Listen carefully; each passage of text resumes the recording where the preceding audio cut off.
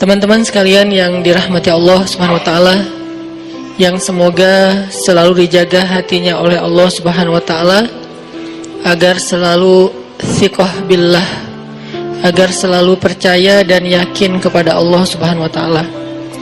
Karena kelemahan kita itu berawal saat kita mulai meragukan Allah. Dalam segala dinamika hidup, kita selalu butuh Allah. Kita butuh Allah ketika Allah kasih kita ujian.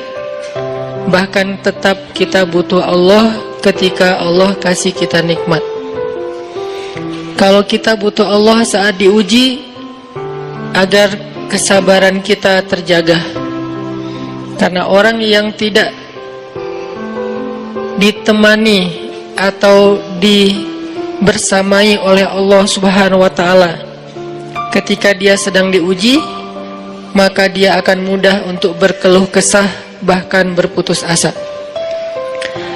Kebersamaan Allah kepada dia saat dia diuji itu adalah Allah Subhanahu wa taala menghibur hatinya.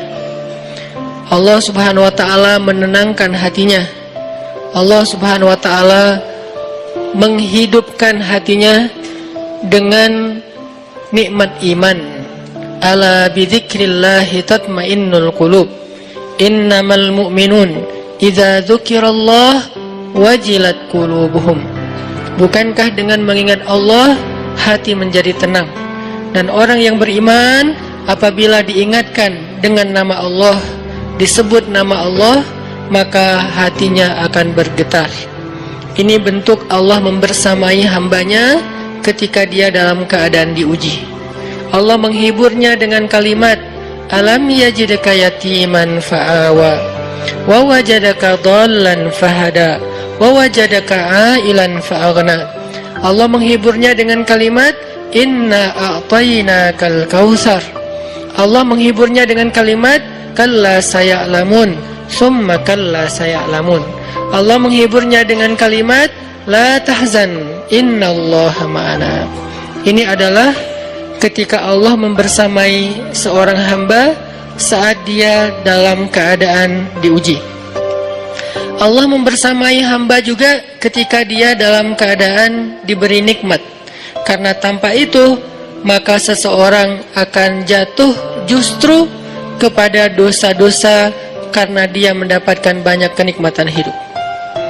Kalau Allah Subhanahu wa taala tidak menjaga dia saat dia diberi nikmat, maka nikmat itu justru menjadi jalan bagi dia untuk terjerumus kepada banyak dosa. Justru nikmat itulah yang menjadi penghalang bagi dia untuk mengingat Allah. Karena dia sibuk menikmati hidupnya, akhirnya dia terhalang dari mengingat Allah tepat waktu. Sibuk menikmati hidupnya, terhalang dari Allah untuk bangun tengah malam. Karena dia tidurnya larut. Kenapa tidur larut? Karena terlalu banyak yang harus dia nikmati sebelum tidur. Dia bisa makan-makan, dia bisa jalan-jalan, dia bisa ngopi, dia bisa ketemu teman, dia bisa belanja. Bahkan dia nunggu midnight sale untuk bisa menghabiskan nikmat yang Allah kasih kepada dia. Sehingga akhirnya tidurnya terlalu larut, lalu dia tidak bisa bangun untuk menghadap Allah, curhat kepada Allah. Hal yang selama ini dia lakukan justru ketika dia diuji oleh Allah. Ketika diuji oleh Allah, mudah bagi dia bangkit tengah malam, curhat, sujud panjang, menangis dalam doa.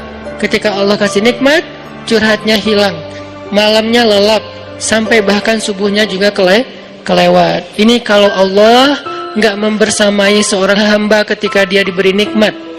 Sehingga orang yang seperti ini, kalau dalam keadaan seperti ini terus-menerus dalam jangka waktu yang lama, nanti dia akan terjebak di dalam istidraj.